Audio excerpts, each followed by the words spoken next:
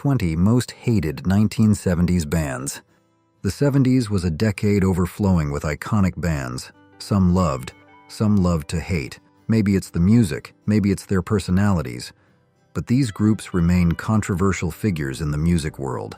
So, what are your thoughts? Is there a band you think belongs on the hated but not that bad list? Share your favorite or most hated 70s tracks. Number 20. The Buggles. Were the Buggles MTV pioneers or just a pale imitation of the Fab Four? This British new wave duo, featuring Trevor Horn on bass and vocals, definitely carved a unique niche for themselves in music history.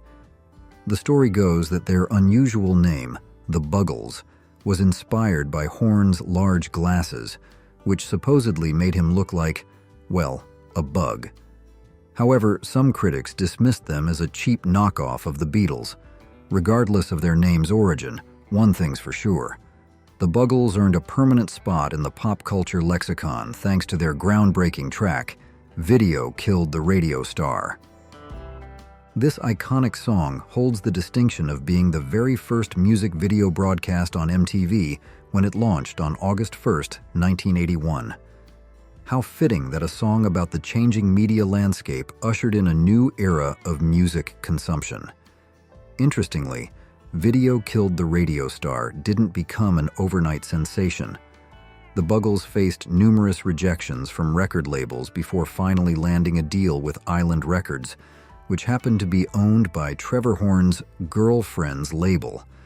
Even then, they had to significantly rework the song to get it approved. This turned out to be a blessing in disguise, as it ultimately helped cement the track's legacy as synonymous with the birth of MTV. Back when it was all about music videos, not, shall we say, reality shows. While the song became a global smash hit in 1979, it didn't gain major traction in the US until MTV gave it the spotlight. Now, while "Video Killed the Radio Star" is undeniably catchy and holds a special place in our hearts, some of the Buggles' other material sounds a bit different. Imagine the kind of electronic high-energy tunes you might hear during the final boss battle of a vintage arcade game. That's the ballpark we're talking about. Despite their somewhat uneven catalog, the Buggles' contribution to music and television history is undeniable. They captured the zeitgeist of a changing era and inadvertently launched a visual revolution in music. Number 19. Donaldson and The Heywoods. Donaldson and The Heywoods, a British pop group, achieved a fleeting moment of fame with their hit single, "Billy Don't Be a Hero." Although purportedly inspired by the American Civil War, its release during the waning years of the Vietnam War indelibly linked the song to that conflict in the public consciousness.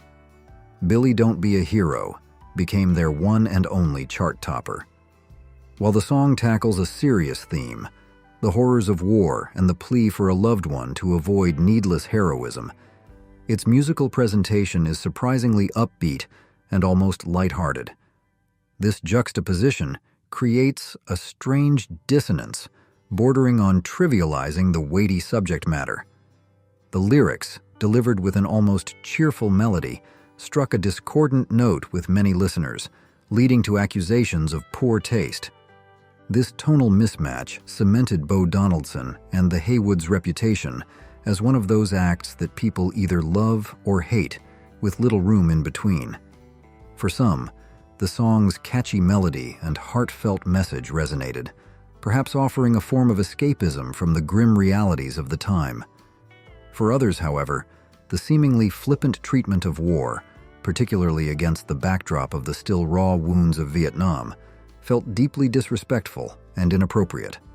This controversy ultimately overshadowed the band's career, making "Billy Don't Be a Hero" a bittersweet legacy, a song simultaneously remembered for its popularity and criticized for its perceived insensitivity. Number 18. Edison Lighthouse. Edison Lighthouse, an English pop outfit active from 1969 to 1977, borrowed their name from a historical landmark, the Eddystone Lighthouse, a pioneering offshore structure built over 3 centuries ago just off the coast of Plymouth. Though their career spanned several years, Edison Lighthouse is largely remembered as a one-hit wonder thanks to their infectious tune, Love Grows, Where My Rosemary Goes. Ironically, lead singer Tony Burrows departed the group shortly after this breakout success. Adding another layer of complexity, Burrows didn't own the rights to the band's name, so Edison Lighthouse continued to perform and release music without him, albeit with far less commercial success. Despite their relatively short time in the spotlight, Edison Lighthouse maintains a certain charm and nostalgia, especially for those who remember the early 70s pop scene. Love Grows remains a beloved classic, its catchy melody and romantic lyrics still resonating with audiences today. Surprisingly, Edison Lighthouse continues to tour and perform even now, keeping the spirit of their brief but shining moment alive. While they may never recapture the widespread popularity of their signature hit, their enduring presence in the music world suggests that perhaps, just perhaps, there's still room for love to grow for this resilient band. Number 17. Genesis, a band that sparks fervent debate among music enthusiasts. While some hold them up as icons of progressive rock, others contend that their later work was less than stellar. You can easily find online lists and blog posts dedicated to highlighting the worst Genesis songs, proving that the band's legacy remains a bit divisive. Truth is, Genesis went through some major stylistic transformations over their long career. Early on, they were pioneers of progressive rock, renowned for their complex compositions, lyrical depth, and theatrical stage shows. This was the era of Peter Gabriel's enigmatic vocals and Phil Collins' powerful drumming. These guys were seriously talented musicians in their own right. But by the late 70s, Genesis took a different direction, embracing a more commercially accessible sound. Some critics argue that their peak was actually in the mid-80s, with Phil Collins fronting the band and producing hits like Invisible Touch. However, others consider this shift a betrayal of their original sound, a move towards bland pop music that lacked the complexity and depth of their early years. So, does Genesis rock or not? Ultimately, it boils down to personal preference. If you love the intricate musical landscapes of progressive rock, Genesis's early work will probably resonate with you. However, if you prefer catchy melodies and upbeat anthems, you might find their later albums more appealing. Whatever your take, Genesis's influence on music is undeniable. They've been around for decades, and their music continues to capture the imaginations of listeners, even if their overall artistic journey is viewed with mixed emotions. Number 16. Morris Albert. Morris Albert, the man behind the 1975 hit Feelings, is a name that stirs up strong reactions, mostly of the please make it stop variety. This vague love song about, well, feelings, leaves listeners craving more, and not in a good way. While many have strong feelings about the song, some good, some bad, most folks would probably prefer it to vanish from the face of the earth. Feelings has been the butt of jokes for decades, its schmaltzy melody and generic lyrics inspiring endless parodies and memes. Albert never quite achieved mainstream success in the US, despite his song's international popularity. But, thankfully, he enjoyed a loyal following in his home country of Brazil. However, Feelings wasn't just plagued by audience fatigue. It also sparked controversy when French composer Lulu Gastet filed a lawsuit against Albert in 1988, claiming that the song's melody was plagiarized from his own composition. The lawsuit was successful, and Feelings became entangled in a messy legal battle. In the grand scheme of things, perhaps it's best to try and forget Feelings ever existed. We're all better off, let's face it. But if you're curious to experience the song's infamous appeal, or lack thereof, just remember that there's a reason it's become a punchline, and maybe even the subject of lawsuit drama. Which band on this list do you think was most unfairly maligned? Number 15. Captain and Tennille. Captain and Tennille.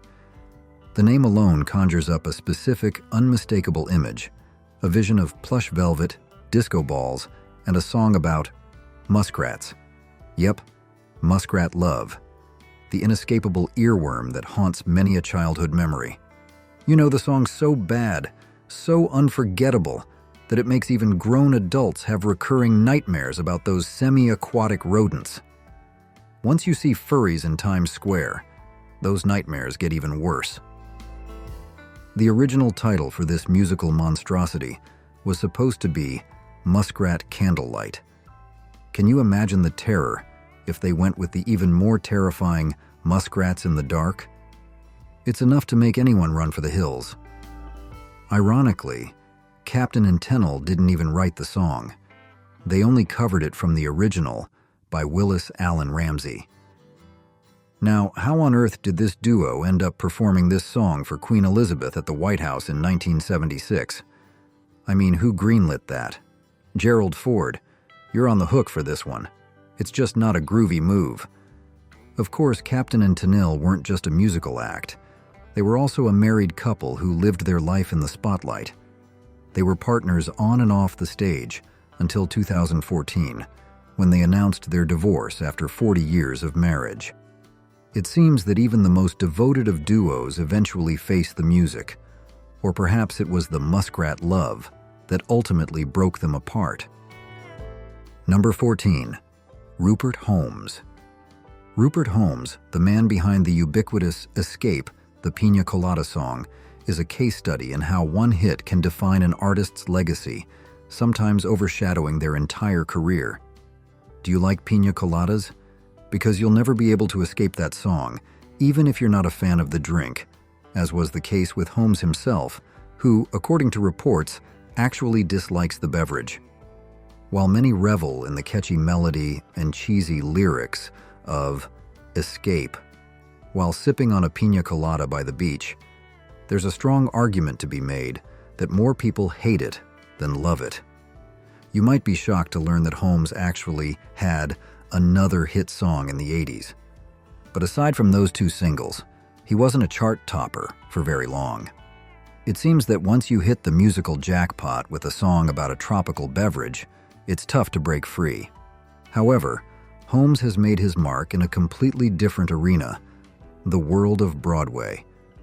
You might be surprised to learn that this seemingly one-hit wonder actually wrote and composed the Tony-winning musical, The Mystery of Edwin Drood, which took home 5 awards, including Best Musical.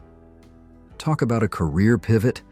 And yes, I think there was probably a celebratory pina colada, or maybe even a couple in the mix, because it's hard to celebrate a Tony-winning musical without indulging in at least one cheesy, cliché tropical drink.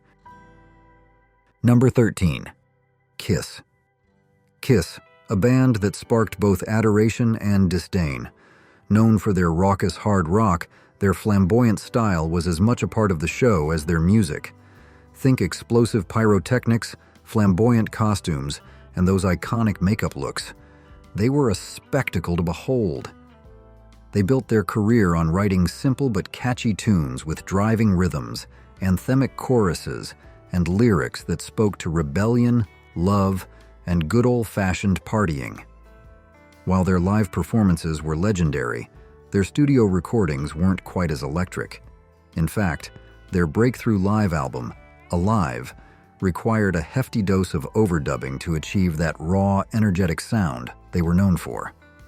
This, of course, sparked debate about the authenticity of their live shows. Their lyrics also garnered mixed reactions. Some saw them as simple, juvenile, and lacking in depth. Others, however, embraced their straightforward rock and roll attitude. And let's not forget those over-the-top stage antics. The band wasn't afraid to be theatrical. Think smoke-filled stages, fake blood, and a whole lot of pyrotechnics. Love it or hate it, there's no denying their commitment to spectacle. Then there's Gene Simmons, the band's frontman and a true character. His stage persona, with its dramatic kabuki-inspired makeup, spiked boots, and signature tongue, was a force to be reckoned with. For some, his theatrics were over the top, even bordering on comical. Critics questioned whether they were a cheap substitute for genuine musical talent. But here's the thing. Who's to say a band needs fancy stage shows and a little bit of camp to connect with their audience? Number 12. The Ramones. The Ramones, a band synonymous with punk rock's raw energy and rebellious spirit. They were more than just a band. They were a sonic earthquake, a cultural force that shook up the music scene forever. Picture them on stage. 4 guys in identical black leather jackets, jeans, and sneakers. They looked alike, they moved alike, and they played like their lives depended on it. Dee Dee, the bassist, would yell out his signature 1, 2, 3, 4 before each song, as if to prepare you for the sonic blast that was about to hit. Then, Johnny the guitarist and Tommy, the drummer, would unleash a wave of high-octane, in-your-face music that practically pushed you back. On stage, they were like brothers, fierce, loud, and undeniably passionate. But off stage, things were a little different. They weren't exactly a tight-knit group of buddies. In fact, Johnny, the quiet guitarist, and Joey, the charismatic singer, barely communicated, even though they were the founders of this groundbreaking sound. Despite their wild, raucous performances, the Ramones didn't always get the recognition they deserved. Many in the music industry dismissed them as a one-time sensation, a fad that wouldn't last. They were seen as a novelty act, a one-trick pony with limited musical depth. Number 11. Led Zeppelin. Led Zeppelin, a name synonymous with rock royalty, soaring riffs, and legendary live shows. But behind the dazzling spectacle, a darker side emerged. Their music was undeniable, their stage presence captivating, but they were also accused of behaving badly. Their concerts were often marred by violence, with reports of aggressive behavior from their staff, management, and even some band members. Things took a disturbing turn when a journalist assigned to interview them was allegedly sexually assaulted. These allegations cast a dark shadow over their legacy. Then, there were the plagiarism accusations. From the start, critics and other musicians pointed out striking similarities between Led Zeppelin's songs and the work of lesser-known artists, often black musicians, who never achieved the same fame or fortune. This pattern of alleged borrowing continued throughout their career. While borrowing inspiration is common in music, Led Zeppelin's refusal to acknowledge their sources, let alone offer credit or compensation, added fuel to the fire. It's easy to imagine the frustration of these musicians who felt robbed of their rightful recognition and earnings. Jimmy Page, in particular, maintained a tight-lipped silence regarding these claims. His refusal to address these allegations only served to fuel the controversy and further erode their standing in the music community. Please comment 1 to let me know you'll be watching this video until the end. Number 10. Grand Funk Railroad. Grand Funk Railroad, or Grand Funk as they were commonly known, burst onto the music scene in 1969, hailing from the industrial heartland of Flint, Michigan. Their sound was built on the foundation of a powerhouse trio. Mark Farner, a multi-talented musician who handled vocals, guitar, keyboards, and harmonica. Don Brewer, a drummer with a ferocious beat, who also added vocals, and Mel Shacker, the bassist who laid down solid driving grooves. Grand Funk's popularity exploded in the 70s, with hits like We're an American Band, I'm Your Captain, A Closer to Home, and Some Kind of Wonderful, a bluesy tune originally done by the Soul Brothers 6. But why were they also a target for some music critics? While hatred might be a strong word, Grand Funk certainly didn't receive the kind of critical acclaim that other bands enjoyed. Their offense? Their music. Critics often dismissed it as simple, even going so far as to call it dumb. Imagine your older brother, the connoisseur of prog rock, rolling his eyes and demanding you put away that stupid Grand Funk album. Their hard-rocking style, built on powerful rhythms and straightforward lyrics, wasn't exactly the cool kid's choice of music. Despite this critical disdain, Grand Funk's impact on hard-edged rock music cannot be denied. They helped pave the way for the sounds of bands that would follow, bands that embraced raw energy and a more straightforward style. They were the band your older brother thought was uncool, but who ended up shaping the sound of rock music for years to come. Number 9. The Carpenters. The Carpenters, a name that conjures up images of soft melodies, delicate harmonies, and Karen Carpenter's angelic voice.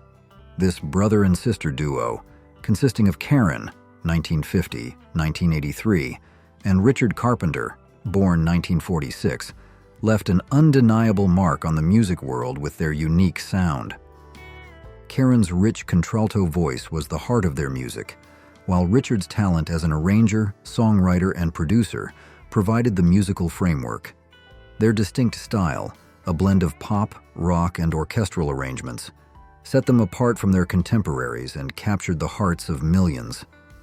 Over their successful 14-year career, they released 10 studio albums, leaving behind a treasure trove of beloved tunes. But not everyone was smitten with their sound. The Carpenters' music, with its delicate arrangements, prominent electric guitars, and Karen's ethereal vocals, was a recipe for controversy. While some embraced their unique combination of pop and rock, others found it unsettling and even sent hate mail expressing their disdain. Ironically, this polarizing style became their secret weapon. Their defiance of categorization, a refusal to be confined to a single musical genre, allowed them to appeal to a wider audience, drawing in fans who wouldn't have gravitated towards traditional pop or rock alone. The Carpenters' music was more than just beautiful melodies and soaring vocals. It was a testament to their unique creative vision and musical brilliance. It's a sound that continues to captivate and divide audiences today, proving that sometimes the most distinctive styles are the ones that spark the most passionate reactions. Number 8. Black Sabbath. Black Sabbath, the pioneers of heavy metal, created a sound that shook the world. But behind the dark, brooding music and the captivating vocals of Ozzy Osbourne, there was a tumultuous journey. As the band progressed and experimented with their sound, tensions grew. Creative differences, a constant battle in any band, became amplified with Black Sabbath. Band members clashed over the direction of their music, creating a rift that deepened over time. These creative differences were compounded by personal struggles and the heavy toll of substance abuse. Ozzy Osbourne, the band's lead singer, struggled with addiction, particularly cocaine. The financial and emotional strains of his addiction took a toll on the band, creating more friction and tension. Black Sabbath was a powerful force in music, but they were also a human story, a testament to the challenges that come with creative collaboration, personal growth, and the dark side of fame. They pushed the boundaries of rock music and created a genre that would change the landscape of music, but in the process, they had to face their own demons. Number 7. The Doors. The Doors, a band that was more than just music. They were a cultural force, a voice for a generation yearning for change and questioning the status quo. Their music was raw, poetic, and infused with a sense of rebellion that spoke to those who felt alienated and restless. Jim Morrison, their charismatic frontman, was a poet in motion, captivating audiences with his lyrics that explored the dark side of life, death, sexuality, and the mysteries of the unconscious mind. They were hedonists, yes, but they were also pioneers of a countercultural movement, pushing boundaries and challenging societal norms. Their music, a blend of rock and roll and spoken word poetry, resonated deeply with a generation searching for something different, something beyond the mainstream. But, as is the case with any influential force, they also had their share of detractors. Some dismissed their music as too dark, too unsettling, even immoral. They accused their lyrics of being unclear and meandering. Despite these critics, the Doors' impact on music and popular culture is undeniable. Their influence can be heard in the music of countless artists who followed in their footsteps.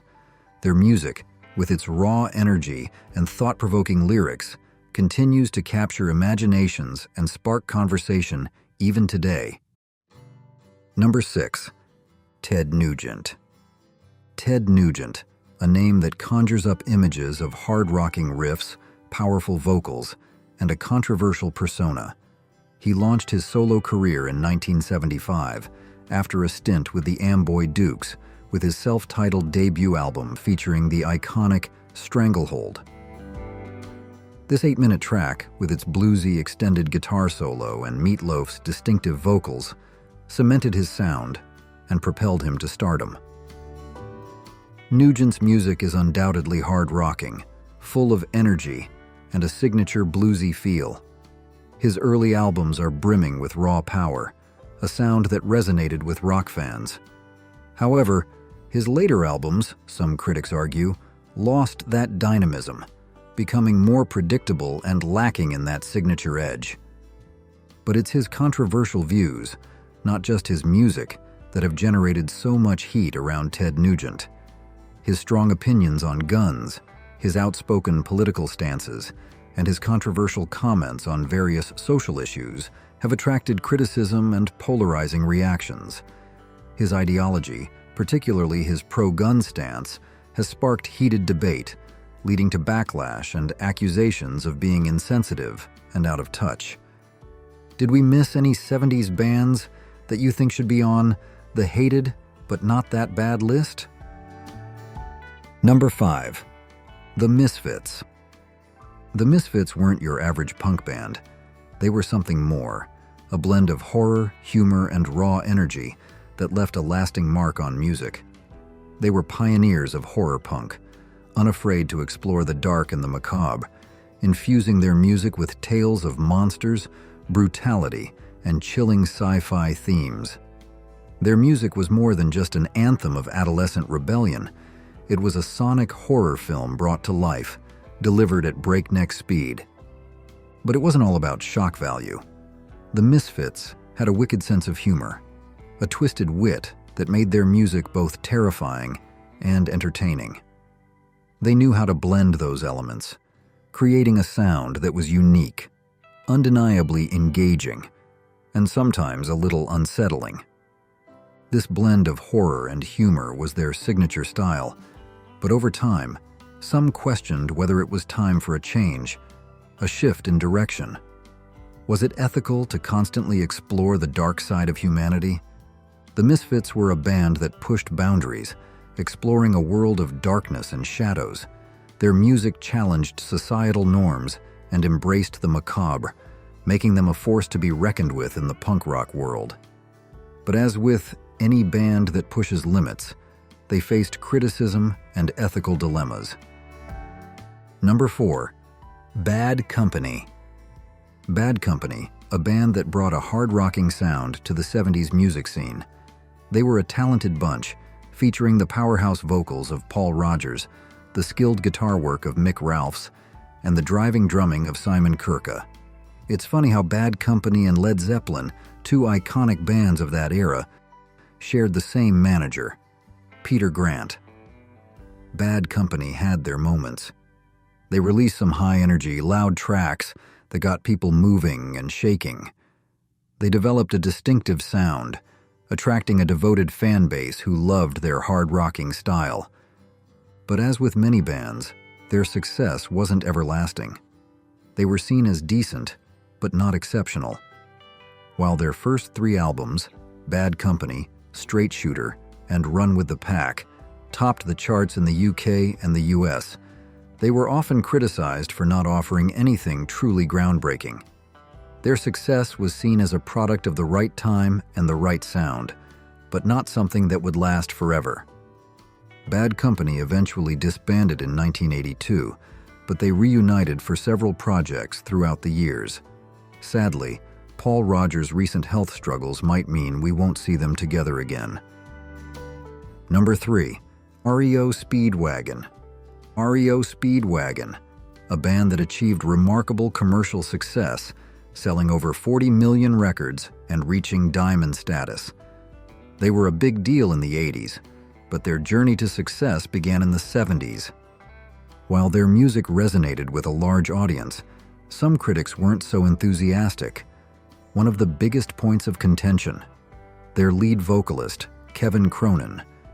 His nasal singing style, that distinctive sound, was a turnoff for some, despite his incredible ability to belt out hit songs that landed on the Billboard 100. But it wasn't just the vocals that drew criticism. REO Speedwagon's lyrics were often seen as shallow and lacking in consistency. One prime example?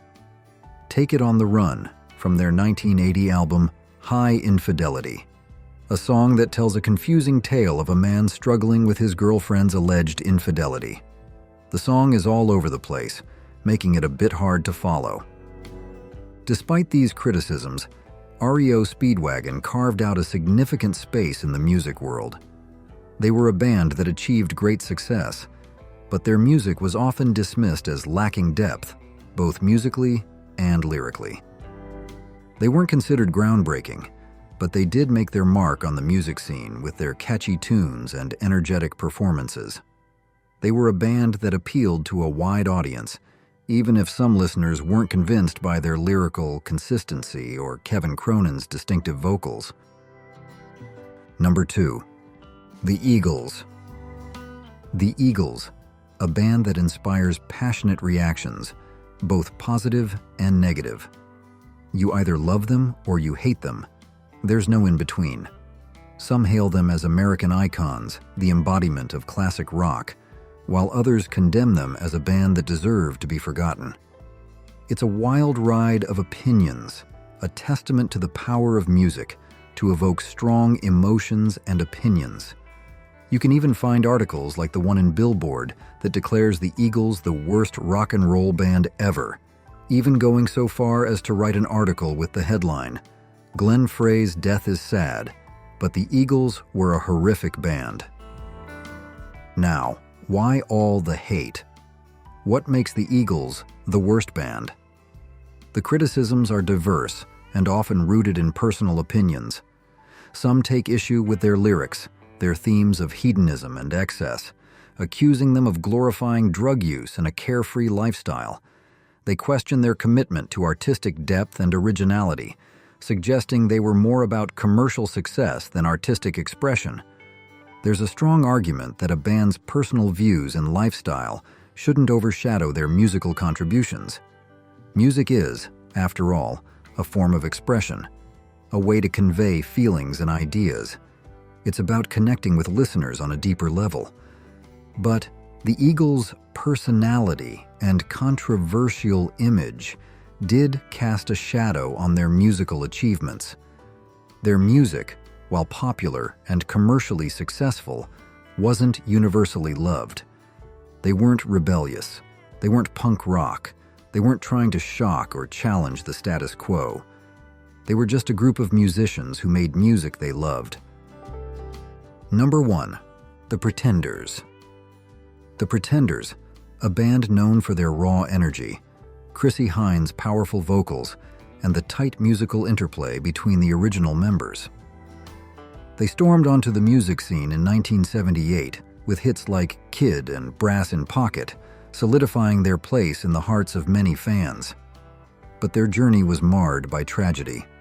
First, James Honeyman Scott, their talented guitarist, died in 1982, followed by bassist Pete Farndon in 1983.